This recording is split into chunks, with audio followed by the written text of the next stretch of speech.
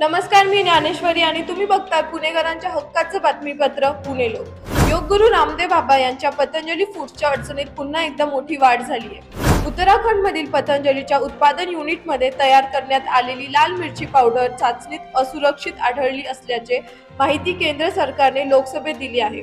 या मिरची पावडर मध्ये कीटकनाशकांचे प्रमाण ठरलेल्या मर्यादेपेक्षा जास्त असल्याचे समोर आले। मिरची पावडर मध्ये मानवी आरोग्याला हानिकारक असलेले घटक जास्त प्रमाणात आढळलेले आहे। तृणमूल काँग्रेसच्या खासदार महुआ मोइत्रा यांनी विचारलेल्या प्रश्नाला लेखी उत्तर देताना आरोग्य आणि कुटुंब कल्याण राज्यमंत्री प्रतापराव जाधव यांनी ही माहिती दिली।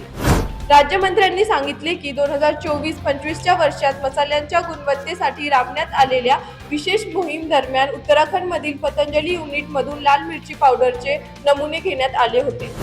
या नमुन्यांच्या तपासणीत कीटकनाशकांचे अवशेष मॅक्सिमम रेसिड्यू लिमिटपेक्षा अधिक आढळले। आता या प्रकरणावर पुढील कारवाई काय होणार आहे, ग्राहकांच्या सुरक्षतेसाठी कोणती पावले उचलली जाणार आहेत, याकडे सर्वांचे लक्ष आहे। असेच बातमीपत्र पाहत राहण्यासाठी बघत रहा पुणे लोक।